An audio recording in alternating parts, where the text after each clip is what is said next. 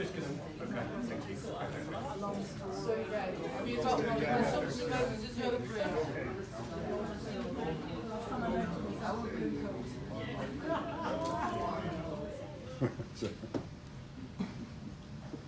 Okay, well, thank you all for coming.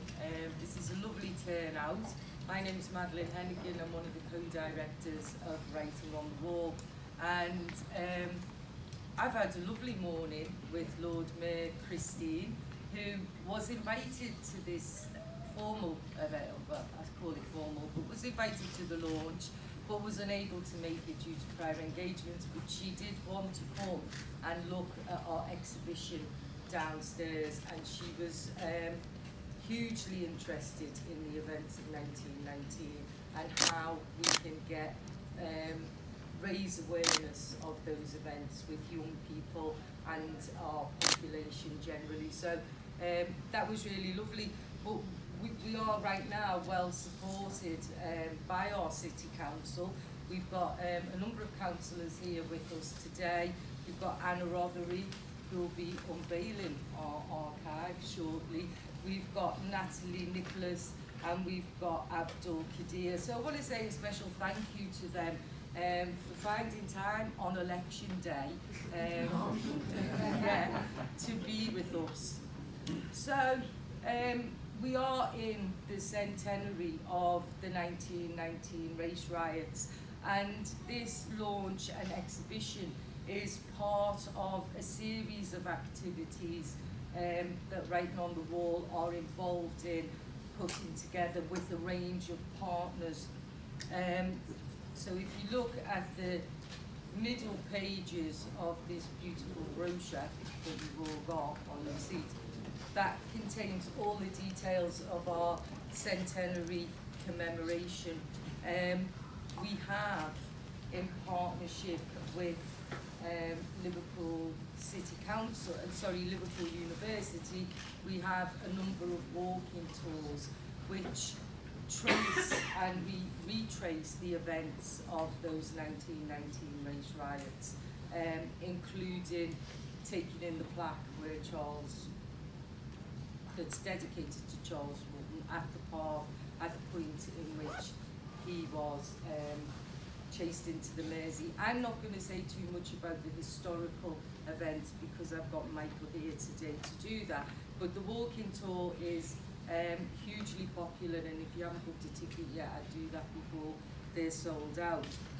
On the 25th of May, we're having a national conversation, because in 1919, race riots didn't just happen in Liverpool, they happened in seaports across the city, and again in partnership with Liverpool City Council and Andy Davis, who's over there in particular, we are going to hold this national conversation. There'll be representatives from each port city talking about events and talking about how they are commemorating these tragic events, and we will culminate that day with a panel discussion at which Howard Gale, Liverpool's first black footballer, there's his brother sitting there, Howard Gale, Liverpool's first black footballer, Ron Ramsden, pioneering author, The Making of the Black Working Class, and Salma Yaqub, who's the spokesperson for Birmingham City Mosque, will talk about where we are now. They're picking up the theme of this year's Writing on the Wall Festival, and they'll be talking about where we are now in terms of race and race relations, because although we are not rioting, we don't have anti-black riots on our streets. In many ways, things haven't changed, and in many ways, if you think of the Windrush generation, things have actually gone backwards and were worse than they were in 1919 with regards to the treatment of people who have a legal right to be here.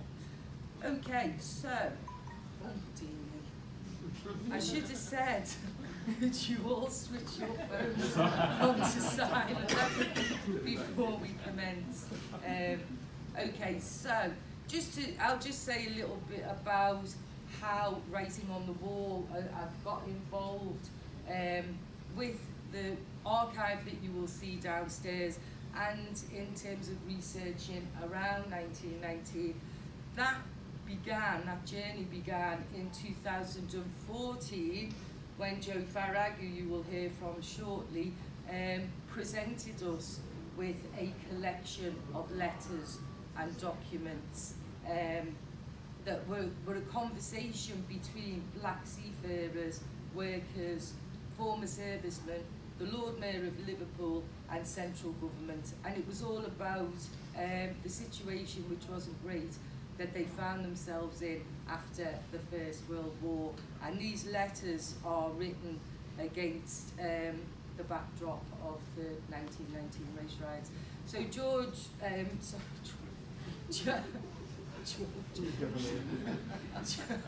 Joe just turned up in our office and said, I've got something here that I think you will be interested in, and we certainly were.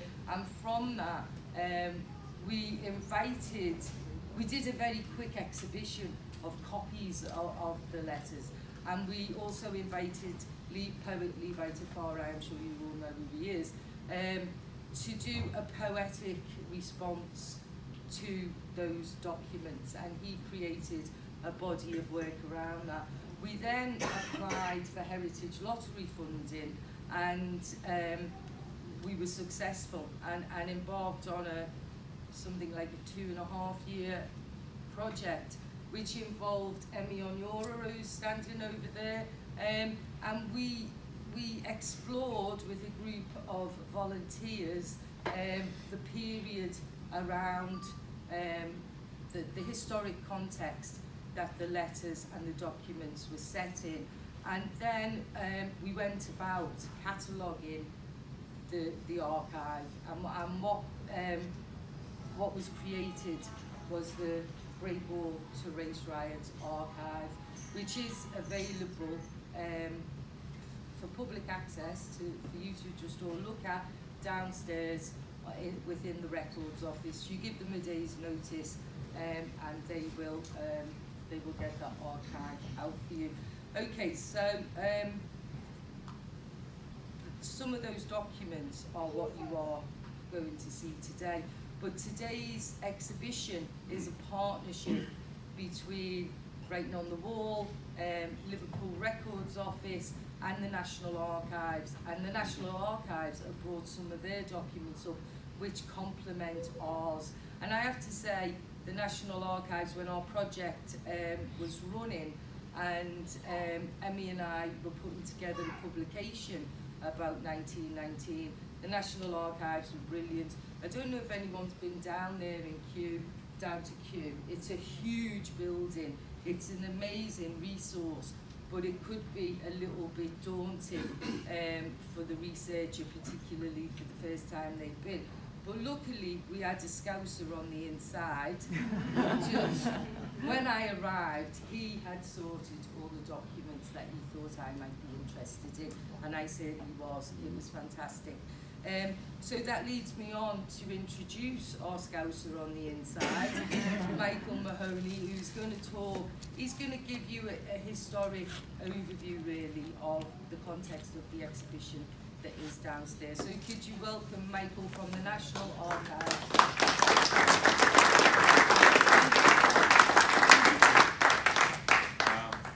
I'm conscious I'm in a room with probably a few experts. I suspect there's a few people here that have read the academic texts on the 1919 riots. So if we get anything wrong in the next 5 minutes, I apologise. But basically, the 1919 riots can be summed up in 4 words: riots, repatriation, revenge, and regulation.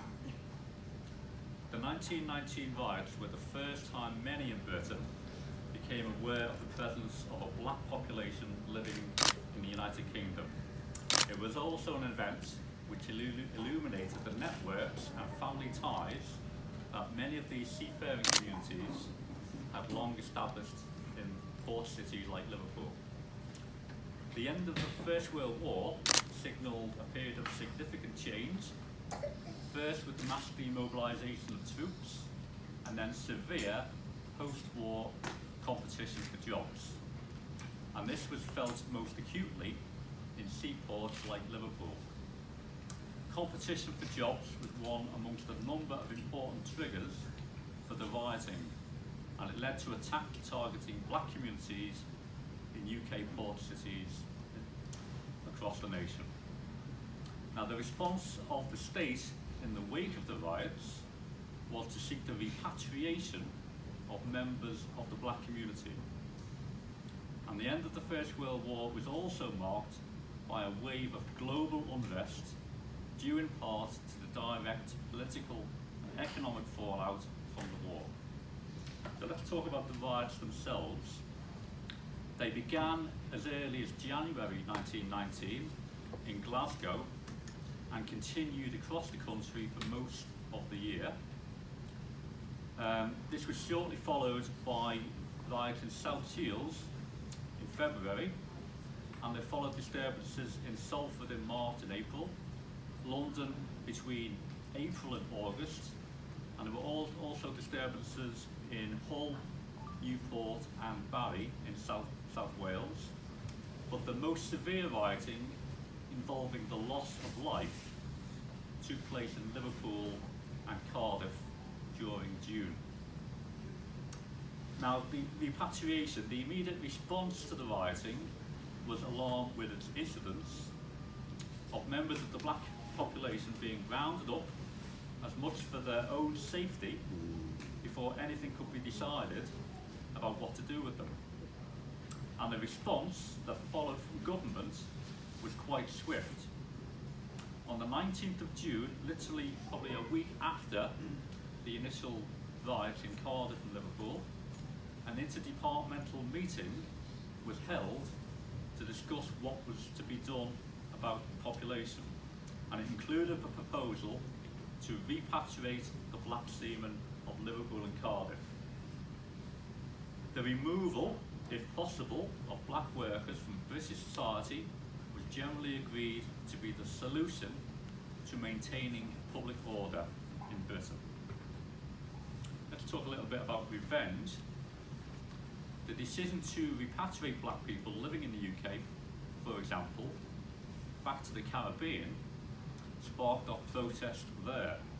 And carrying news of the disturbances they had witnessed in the UK, coupled with reporting by local papers of the problem black population, perceived problem of the black population, this inflamed local opinion against the white colonial population in places like Jamaica and Trinidad.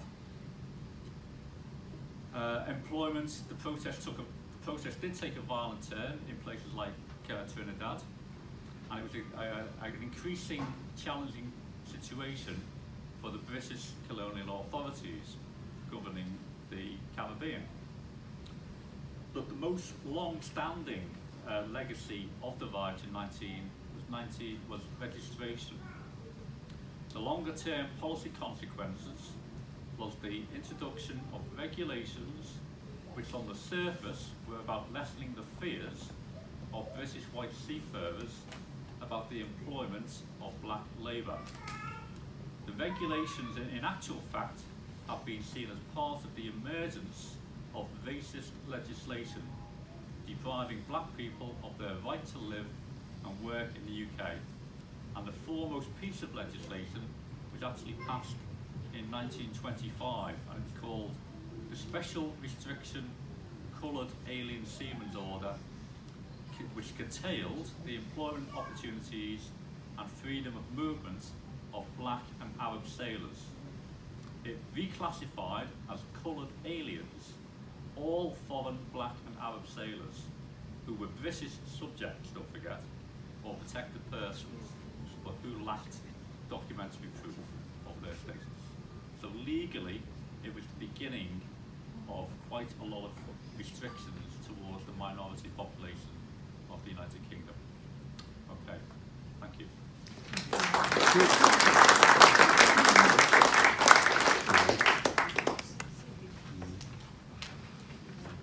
Thanks a lot, Michael. Yeah, and next we're going to hear from the man who has made all this possible, Joe, who rediscovered this section of what is part of the Lord Mayor's archive. Well, it's a huge archive, and somehow, and we don't know how, these documents became separated from that collection. And it was lucky that it was Joe who found them in the disused library in Everton, in a filing cabinet, because not everybody would have recognised the significance of the find. Fortunately, Joe did, and eventually brought them to writing on the wall, and not just writing on the wall, but he's brought back to the city, owes him gratitude for bringing this very important collection back into public realm. So, Joe, would you like to come up?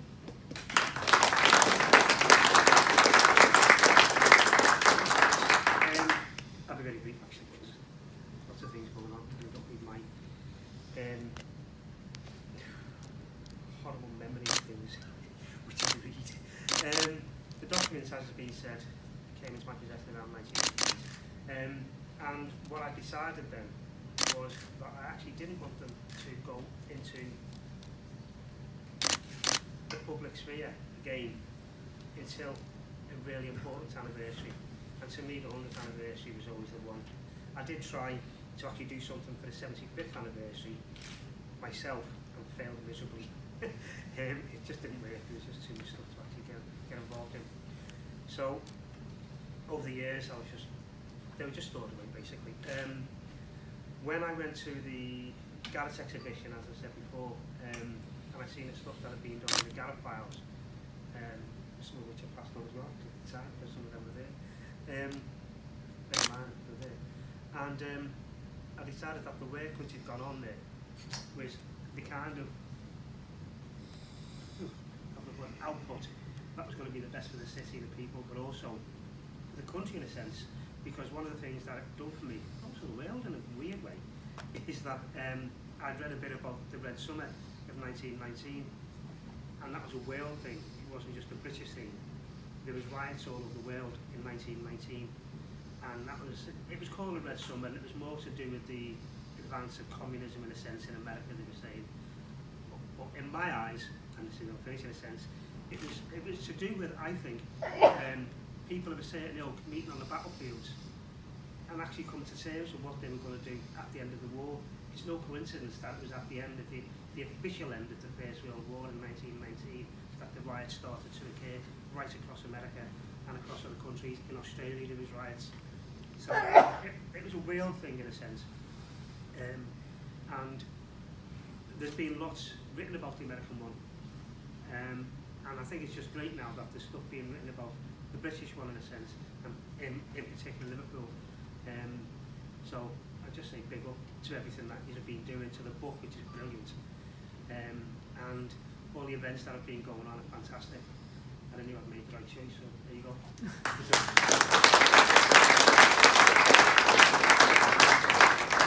Thanks, Joe. Joe referred to the work around George Garrett, which was the first archive project that Writing on the Wall worked on. George was a 1920s writer, activist and seafarer, and George's grandsons, one of whom's here today, he is, Sean, brought us a collection of his manuscripts and documents. And so that's where Writing on the Wall's heritage work really first began. And the model, I think, that we've developed around dealing with heritage, working with heritage, is really quite groundbreaking. And it's a model that really involves the communities in working and preserving and understanding their own histories and heritage. And this model provides a valuable function, because in times of austerity, authorities do not have the resources to be able to even to be able to catalogue those collections, never mind engage people around doing so.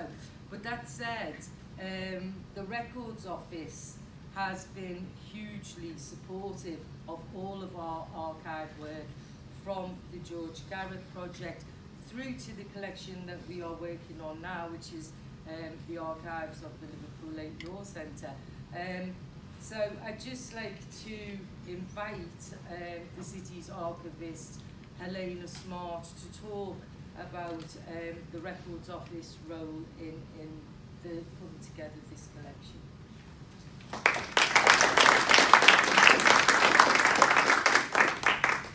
Hello everyone, it's nice to see lots of familiar faces in the audience. Some of you I don't recognise, most of you I do. That's lovely. It's really, I'm really proud to be able to stand here and be able to host such an important exhibition in 2019. 100 years since the race riots, and we're able to actually commemorate it in a really dignified way downstairs. So as you've heard, the main source for the exhibition are letters which were kindly deposited by Joe. I think officially in 2016, you know, they sort of came over. They're on long-term loan to the library, and what you'll see downstairs is a display of mainly those letters but documents from the National Archives. The collection as a whole, and it's not extensive, it's probably a box or so, just a box, a few folders, is completely accessible to anyone that wants to view it. You just have to make an appointment and you can look at the whole collection of letters. Joe's deposit, since it's come in and through the work of writing on the wall, and we've got Kat back here who did a really good job of cataloguing those letters. She was a WOW volunteer, thank you Kat. Because of this accessibility and because of the work of writing on the wall, those letters are in demand. People want to view them. We get requests all the time. Requests from academics, requests from students, requests from people who just want to know more about a period in history that perhaps they didn't know happened in this city. So much so that when Annie and Vicky were trying to put the exhibition together, they had 2 or 3 stops really because people were asking to view the letters. They had to stop what they were doing, take them through, let people view them. So it just shows you the need for this now, and the need for these collections to be out there. For me, the visibility of the archive means that it's now telling its own story. So we can stand and we can talk about what happened in the past, which is what we should be doing, but it also lets people interpret it and put it into context of what's happening now.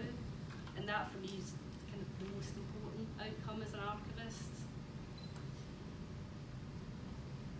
The exhibition, for the first time, I think I would say, brings together these 2 different viewpoints: the Home Office, the War Office, from the National Archive collections, and the collection that is here. And it gives you a fuller picture of that dialogue that was taking place 100 years ago. I hope you take the time to sort of read the letters downstairs. It is text heavy, and it is quite a lot to take in. So with that in mind, there is some handouts in a black folder downstairs which you can peruse and look at them in a bit more depth. But I don't expect you to take it all in today. It is a text-heavy exhibition. There's a lot in there, but please do come back and view the whole collection. I just want to say a big thank you for the National Archives for proposing this collaboration from Iqbal and Michael, and for the generous funding as well. I'd like to thank Madeline for all her support with all the different projects, all writing on the wall, but Madeline in particular with this project, for co-curating it, and for the work of Annie and our conservator and Vicky for actually bringing it together. So I really hope it inspires you today. I hope it inspires you to come back, tell people about it, and inspires your own research and thinking about what happened 100 years ago. Thank you.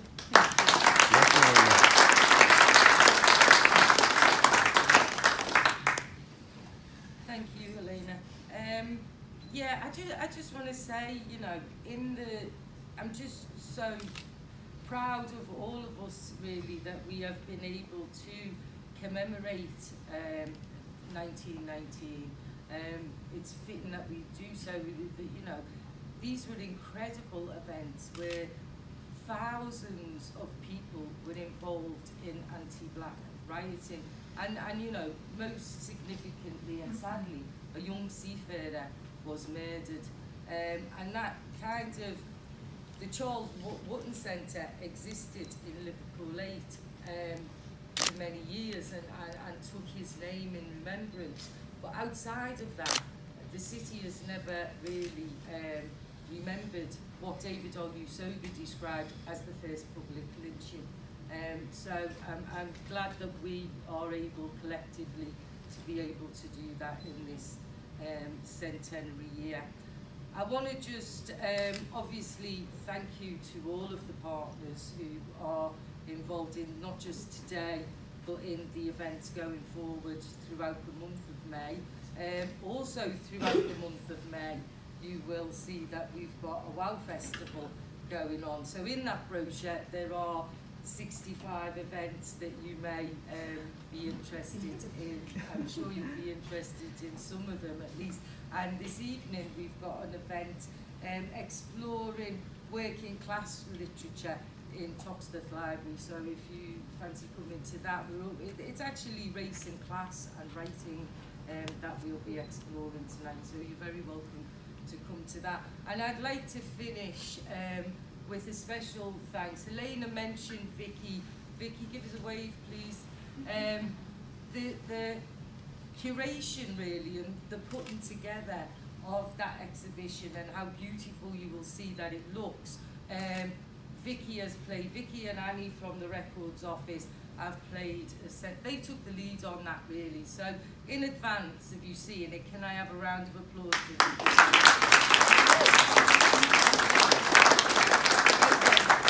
So we're going to go down the stairs now, or in the lift, whichever way you want to go. So we give you 5 or so minutes to leisurely get yourself down onto the 3rd floor.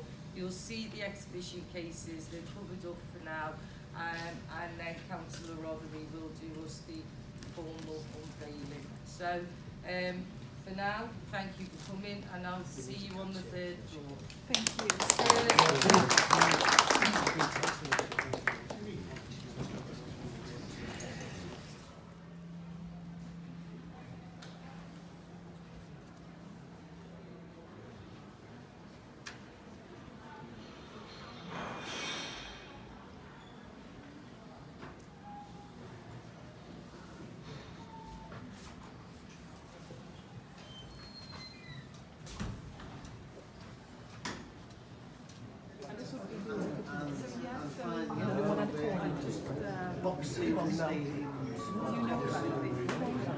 Or St. Nicholas's. The other corner by Town.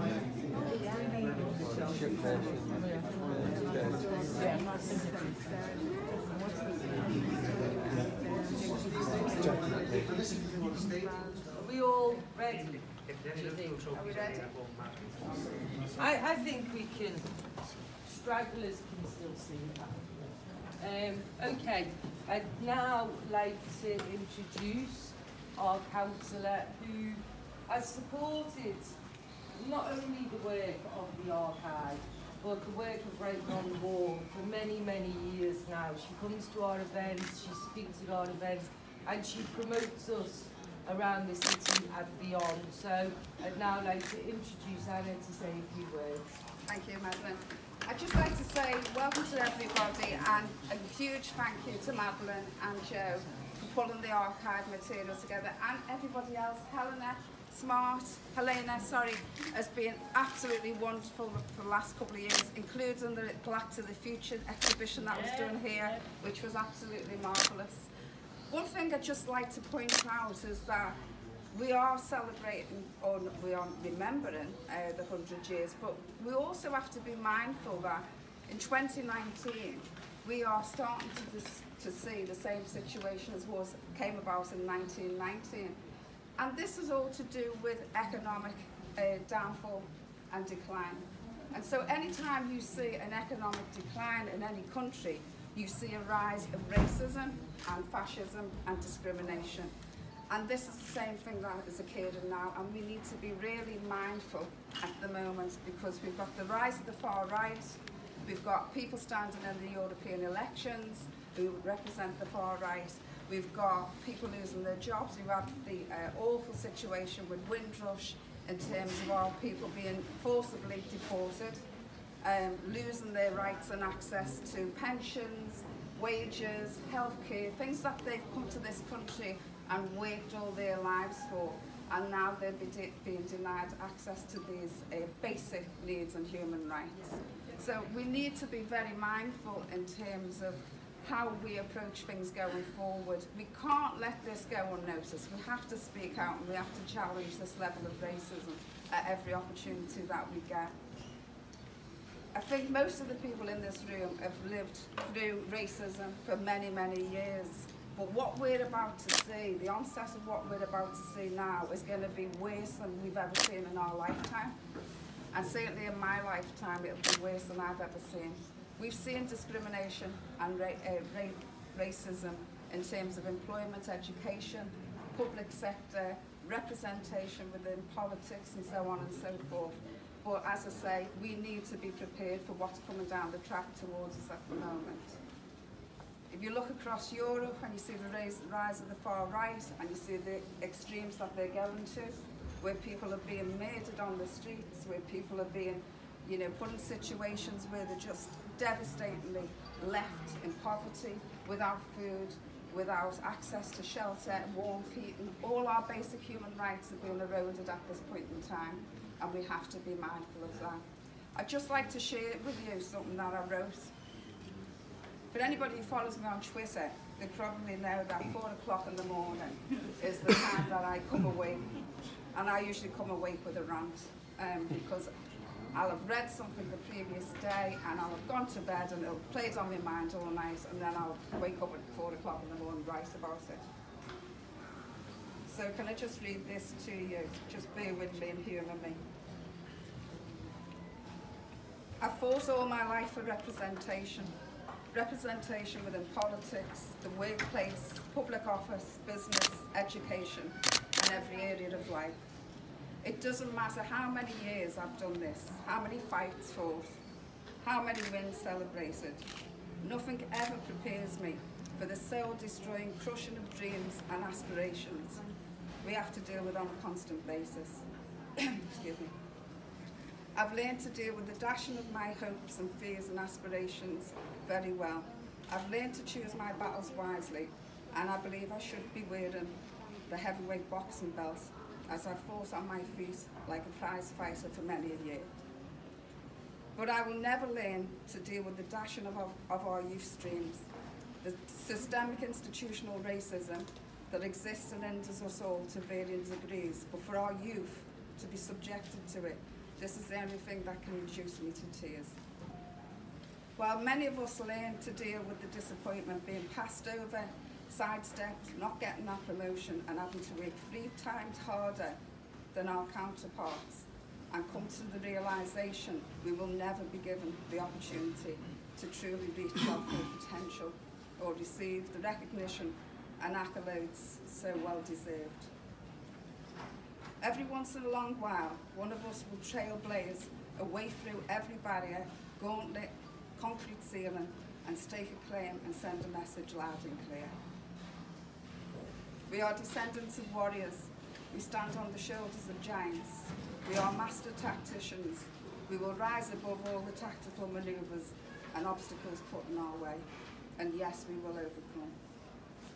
We are strong, principled, intelligent, passionate. We are experts by experience. We have empathy, longevity, and as my uncle used to say, the sun only shines on the righteous, my darling. So to our little sisters and brothers, may the sun shine on you, the moon guide your way through the darkest of times. The stars come out to celebrate your achievements.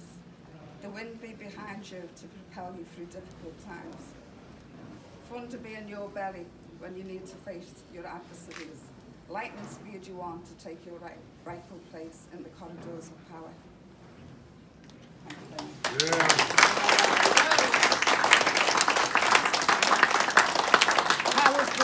Powerful words from Councillor Robbins. Okay, after 3, Anna and her 2 beautiful assistants Nice to see them there. yeah, Woman in the lead position. will unveil this fantastic collection. So, 1, 2, 3.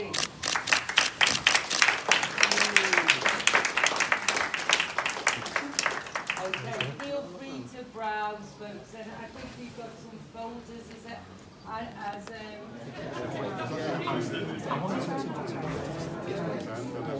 in the form of an interview. I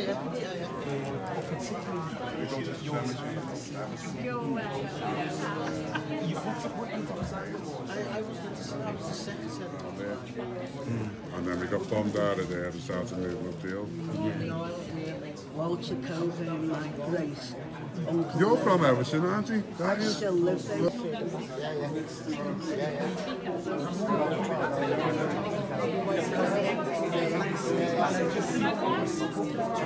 That's if you let me in. Yeah. But apparently, if you write some, and I've been assured, you can also write some.